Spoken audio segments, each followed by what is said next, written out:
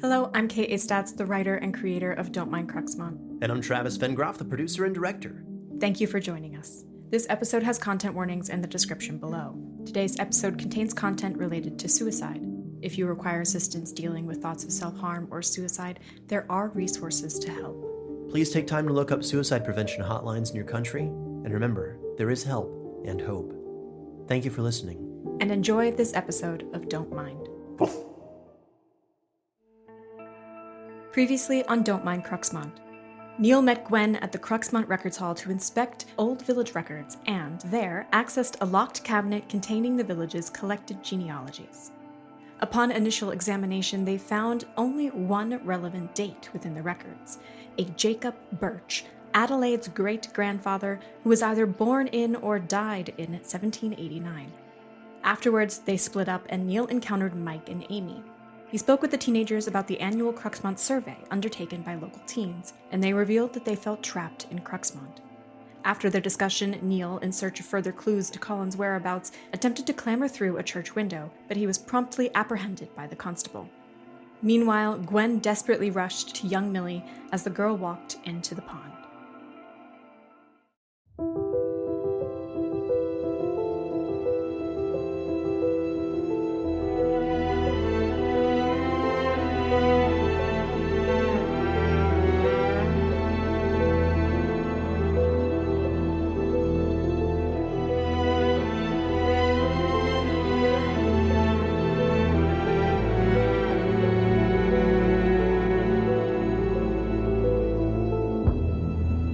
Don't mind Cruxmont.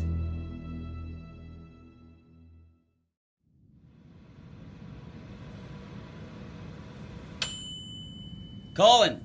The microwave! Thanks. Are you sure you want me to go? I can reschedule. It's nothing special.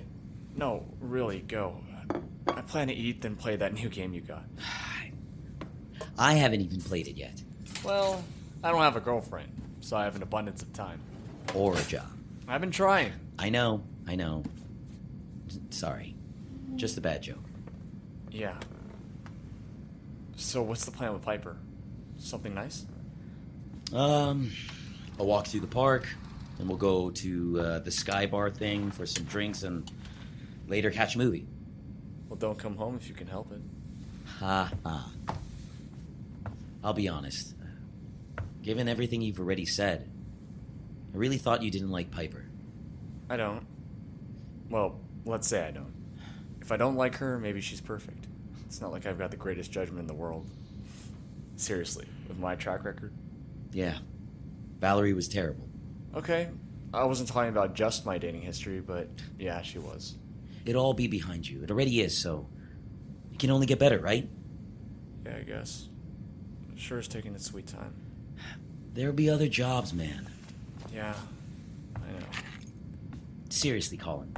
After yesterday, I can reschedule. We can order pizza, shoot some shit.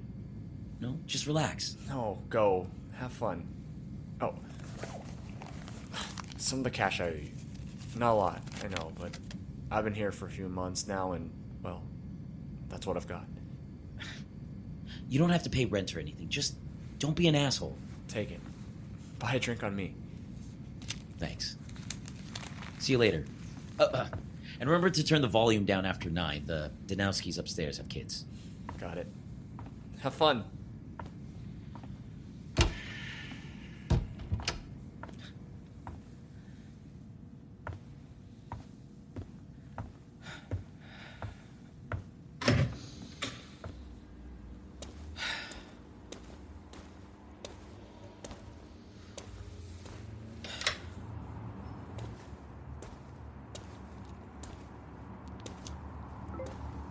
Just got in the car. I'll be there in about 20.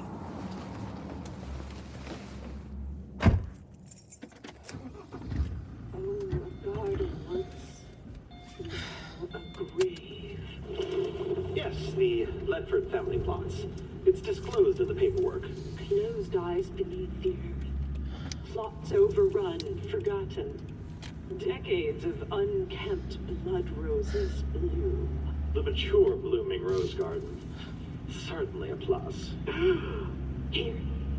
This place. This is the epicenter of the haunt. This is Neal. You really just left? Yeah. But nothing is set in stone, so we won't miss anything. Any ideas on what movie you want to see? How am I supposed to pick a movie if we don't know what time we'll be at the theater? Was this about Colin again?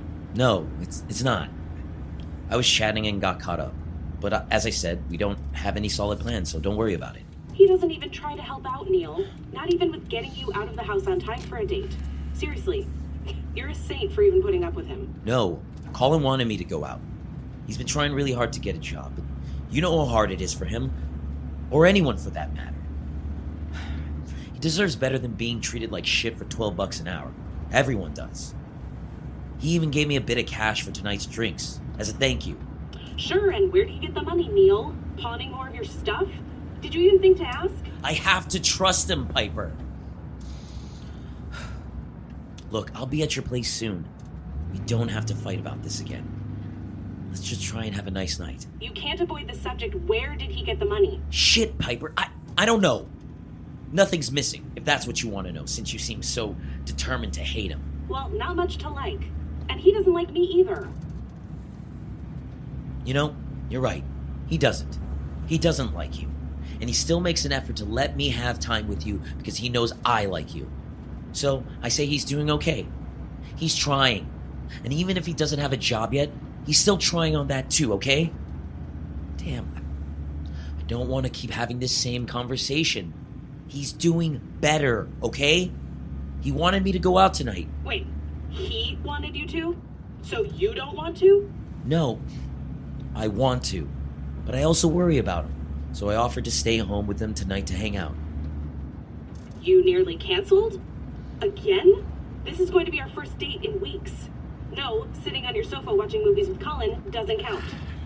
You know, I don't know why he would try so hard to get me to go out with you. Why did he want me to go?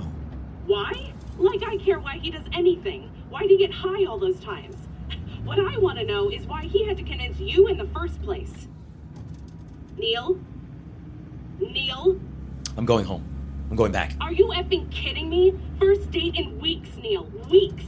Shit. You know, I don't have to put up with this. The last time this happened... Listen, Piper. I'll call you later. Sorry about tonight. Call Colin.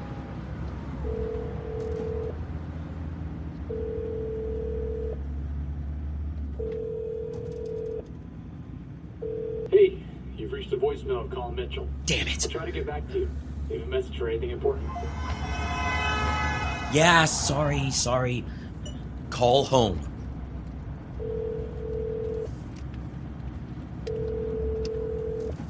You've reached the home phone of Neal Mitchell.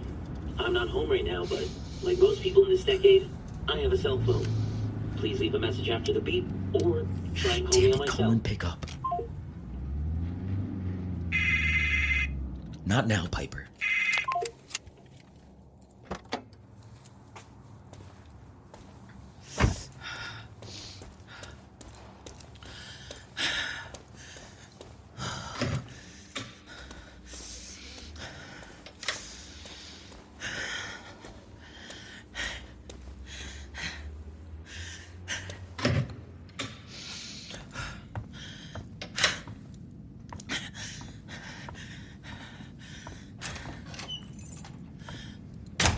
Colin!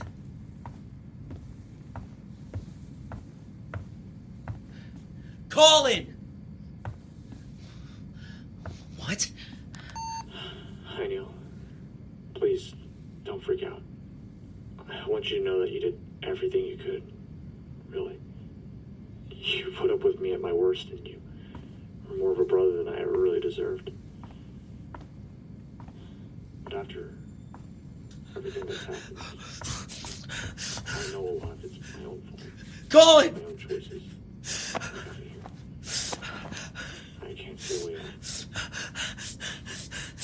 I can't see happiness. Colin! Not even.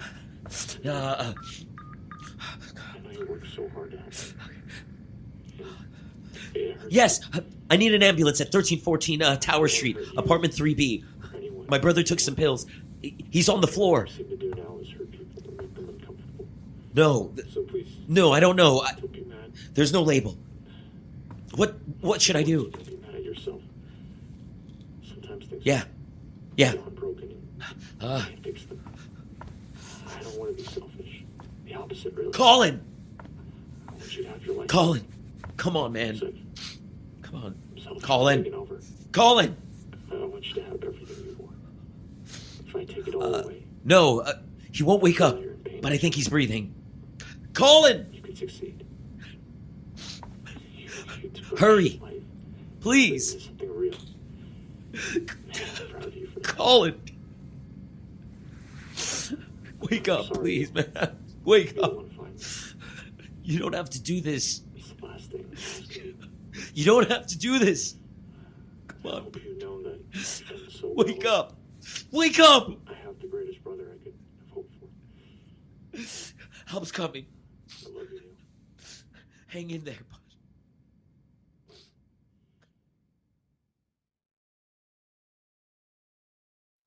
Millie!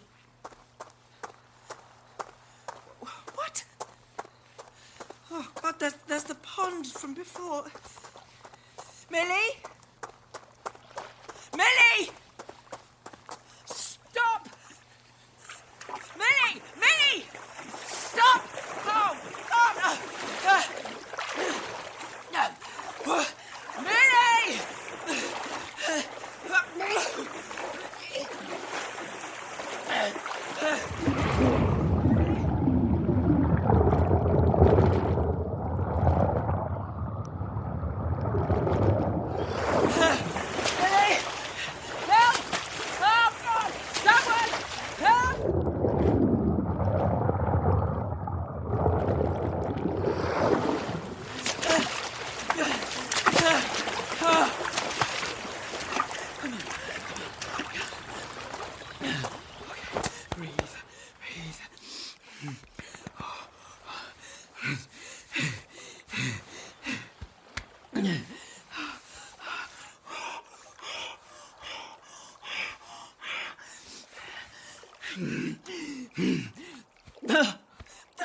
Come on!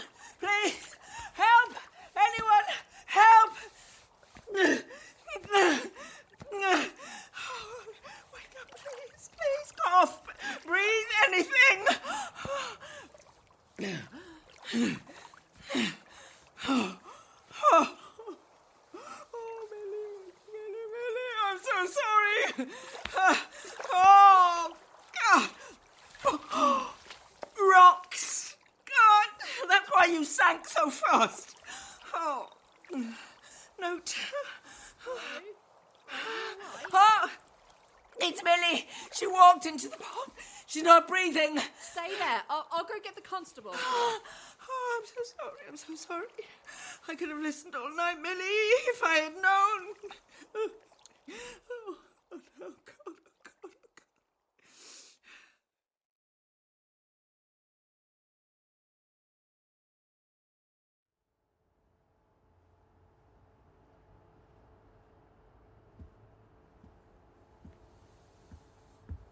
Doctor, wake up.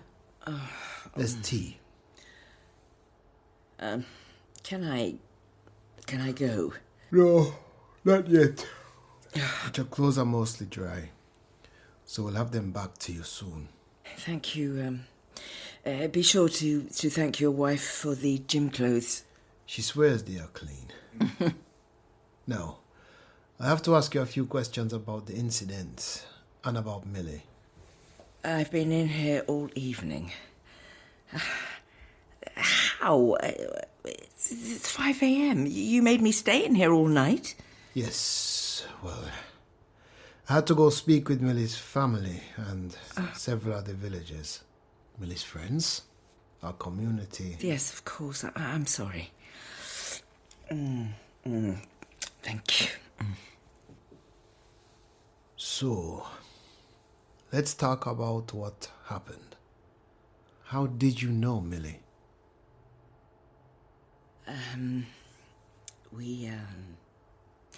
We met the first night I was here. She and 3 other teenagers were out drinking.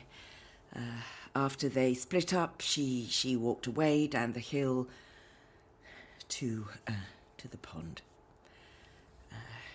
I went to talk with her. She was having a rough time with something, but she didn't want my help, and she told me to leave, so I did.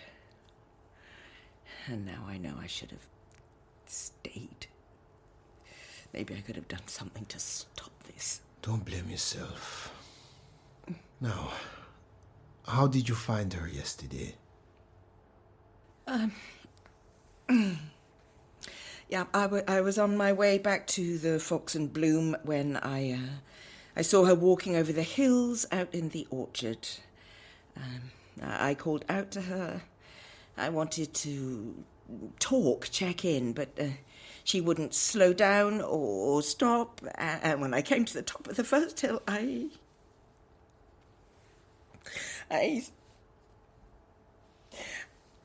saw her walking into the pond. She was walking right in there, and I started running and yelling for her to stop.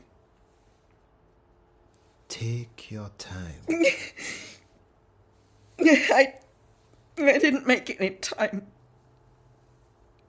She sank so quickly, and I struggled to pull her out. She had rocks in her pockets. Dozens and dozens of rocks. Yes, we found them. She was so young. I started CPR, but I took too long to reach her, and it was too late. She had a note in a plastic bag. Did you find it? Yes, we know. It was a suicide. But thank you for what you did. You tried to save her, at least. So what now? Should I do something? Should I speak with Millie's parents? No, that wouldn't help anyone. Okay. Her parents need time and space to grieve. I don't think anything you could say would help. It may only cause further sorrow.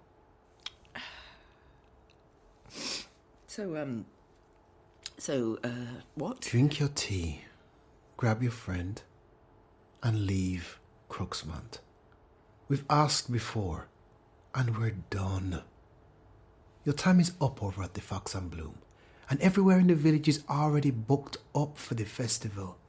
There's no camping permitted, no vagrancy. So collect your things, get in your car, and go home. Whatever you're looking for, you won't find it in Cruxmont.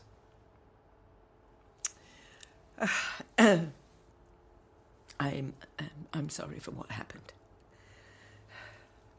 This is a nice village, very calm, very sweet, lots of charm. When did you move to Cruxmont? 25 years ago, I fell in love, married the girl of my dreams, and never left. This has been my home ever since. Could you leave? Your American friend is locked up just down the hall. Found him scaling the side of the chapel, trying to climb into a window. We're willing to let him go without pressing charges or starting a record. No damage done. If you promise to get in your car and leave. Do you agree?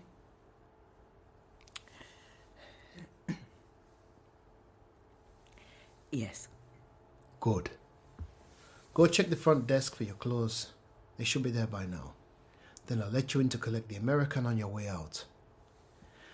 I hope you had a pleasant time in Cruxmont, and that we don't see each other again soon.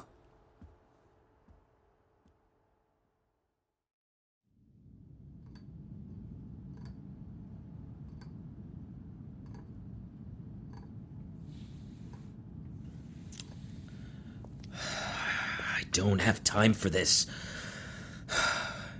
Hey, at least let me talk to... Oh, hey, Gwen. How'd you get in here? PC Gordon let me in to see you. So you got caught breaking into the church? I didn't break anything. The windows were open, and I just climbed up some walls and was about to get in when I was, yes, caught. More of a trespass or unlawful entry than a B&E. You look different. What happened to your hair? I was in the pond. The constable's wife let me use the shower, and thankfully my clothes got cleaned off, but I look a mess. Yeah, not that you look much better. Yeah, I took a smack to the face when I hit the ground. Right. I heard about the girl, Millie Birch. Was that you who went in after her? Mm-hmm. Yeah. Millie Birch? Yep. That's what the constable said when he stopped in a few hours ago.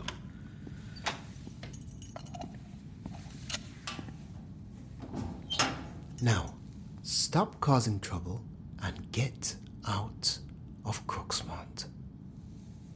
Just like that. Just like that. Leave. Go on with you now. Let's go, Neal. We'll check out and grab the car. Drive to the next place on your brother's itinerary. Yeah, sure. First, though, how did you know about Colin? About his drug problem? The photo you're using.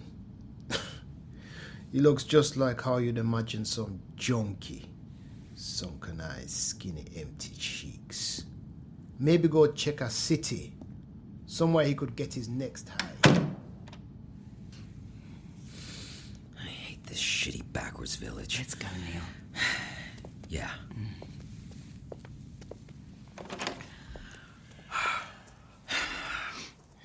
It's early.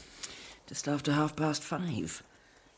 Hey, I know you're a doctor and all, and you probably see a lot of terrible things, but if you need to talk about Millie, you found her, and you tried to save her, but...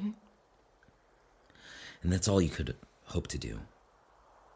So, I'm not saying you have to talk to me or to anyone, but if you have a friend or someone you can trust, maybe do. That's a lot to shoulder. She was just a kid. I work with elderly people with decades upon decades of experiences and life and family. Millie was just a girl. She hadn't seen any of it yet. All the other things ahead in life. And now she won't if I'd been faster. You still may not have saved her. You did what you could. You know, for a stranger, you did more than some would ever try. Thank you, Neal.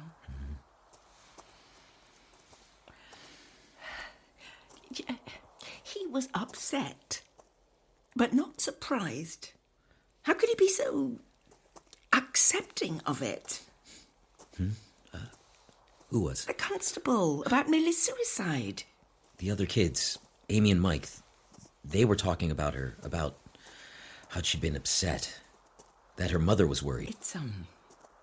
It's terrible to think it, Neal, but she fits. Into the bimodal distribution, Millie fits. The right age. No way in hell he guessed Colin had a problem just from that photo. It's a good photo of him, and that guy is straight up lying. My brother is here. I'm sorry that Millie died. Really. But I can't leave. I have to find Colin. If he stopped me from going to the church, I'm just going back to the church. Neal, stop. We'll get our things and get in the car. Meet me back down here in 5 minutes. Please. But... Please. 5 minutes. Trust me.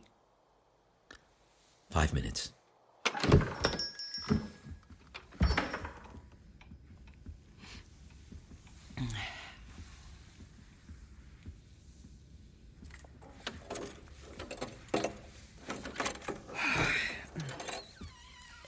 What are you doing? You gave this old lady a fright, dear. I'm tidying up. It's 6 a.m. You weren't in, so I didn't think you'd mind. Looks like you haven't been in all night. I didn't even have to make up the bed. Yeah. I was out.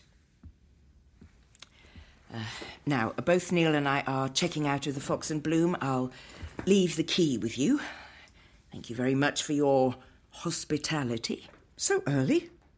Yeah. We have a lot to do, and it's very clear we shouldn't be in Cruxmont any longer. So, here's the key. Goodbye, Mary.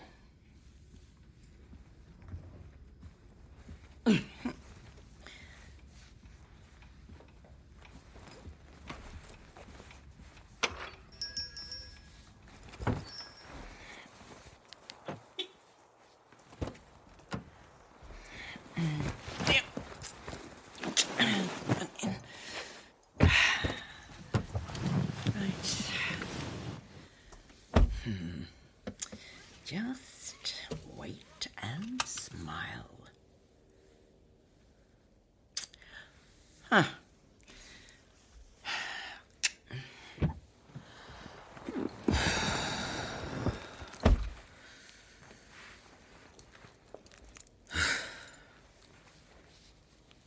Aren't we leaving? Put your seatbelt on.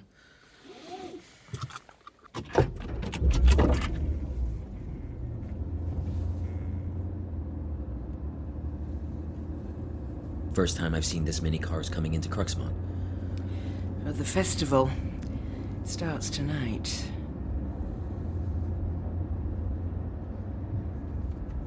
The only time the village lets people in. 1 week in a year. If they have Colin, and I think they do, they'll try to get rid of him this weekend. The only murder ever recorded in Cruxmont took place during the festival. Killer was never found and the crime was blamed on outsiders. A festival goer. Murder? You think they're gonna kill him? Turn around. I thought you did. You just said...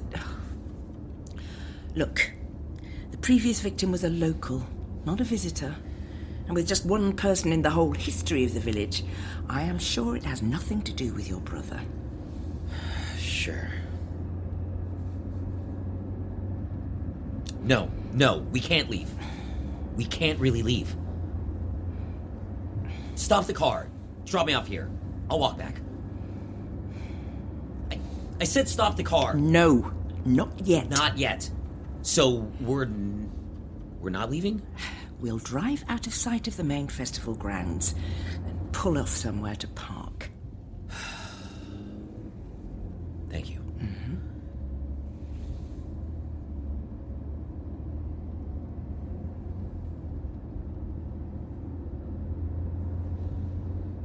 The festival really does attract a crowd. Hopefully, a crowd we can get lost in. We don't need them knowing we're there. Not when they don't intend to be helpful. So, is it true what the constable said about your brother? The drugs? Yeah. Colin had a problem since high school, but he kicked it last year. Took a lot of work, a lot of terrible days, but he's come a long way. And that cop knows about it somehow. So, he must have spoken to Colin. You can't tell about his past from a picture. Yeah, here. We'll park behind those trees and walk back into the village.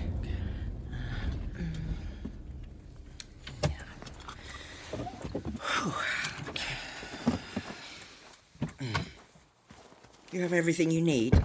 Yep. Okay. I never planned to leave, but I didn't want to say anything while we were still in the village. Mary Birch was in my room when we got back. Looked like she'd been going through my things looking for something. Maybe just spying on me to see what I'd found, but everyone in Cruxmont knows everyone else, and we have no way of knowing if we were being watched. You think they were watching us the whole time? Not the whole time, maybe, but at definite points. How did the constable know you were going to be at the church? With the festival about to start, I'm sure he had more important places to be than an empty church. Someone heard our plan and told him. It also means there's something worth protecting in that church. Or he thought catching you committing a crime would get you locked up long enough not to be a problem. That poor girl. Millie Birch. Her name was Millie Birch. Yeah. Everyone keeps saying I'm some great brother for coming out here to look for Colin. They said that Colin's lucky to have a brother like me. But they don't understand how selfish this whole thing is. How terrible I feel every second I don't know where he is. Maybe he wasn't really ready for this trip. But it doesn't matter, because I pushed him. And now something shitty has happened, and all I can think of is how terrible a brother I am for ever telling him to do this. If he's dead, it's my fault, and I can't stand it. I'm not a good brother. I'm a selfish asshole who couldn't stand it anymore. I just needed space from him. Sorry. We're all a little selfish, Neal. Don't beat yourself up. I'm looking for a cure to help myself above all others. God, I'm tired. I tell myself again and again I could help so many people, but I'll test it on myself first. I'll give myself the first dose, I swear it. I've watched people I love slip away, and I'm so terribly scared of not knowing that I'm fading away with them. How am I supposed to know if I've forgotten something important? How much harder can someone work at selfish goals than this? Not all kinds of selfish acts are bad. Maybe it's healthy to be a little selfish. And that doesn't make us bad people. Because in the end, it's not just about you. It's about making sure Colin is okay. And it's not just about me, but finding something tangible that could help so many others. But if Cruxmont is hiding something so pivotally revolutionary, then that is a different kind of selfish act. The kind that knowingly and willfully lets others suffer.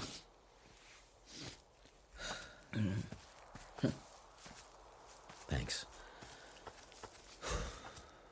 Maybe we'll get lucky. Maybe we'll find Colin and the strange secret thing.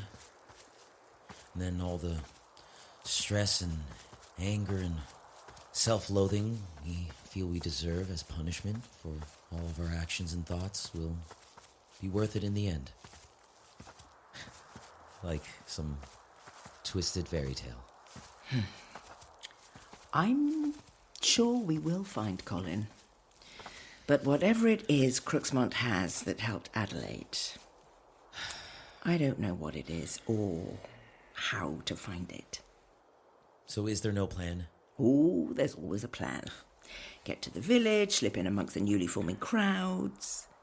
I think we have good grounds to attempt another look at that church. I'll go this time, though. You fit in more with a festival type, as long as you don't open your mouth. What if I confront the constable?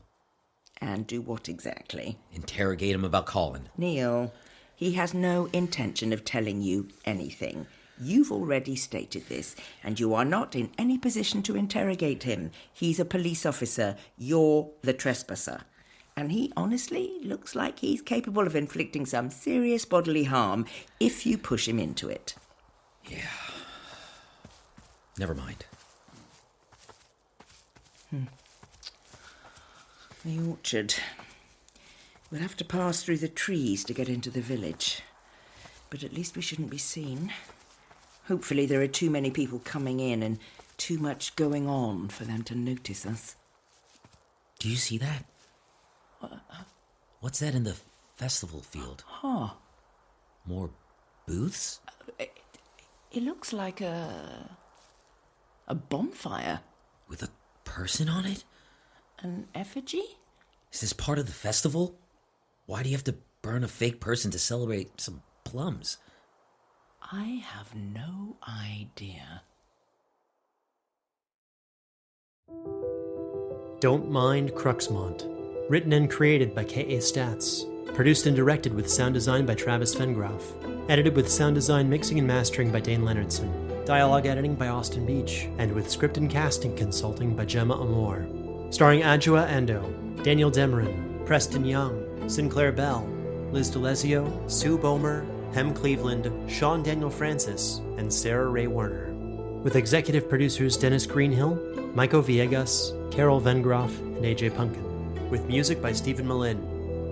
This episode would not be possible without the support of our listeners on Patreon, so please consider supporting us there at patreon.com/foolandscholar, or by sharing this show with a friend. This episode is copyrighted 2022 by Fool and Scholar Productions. Thank you for listening.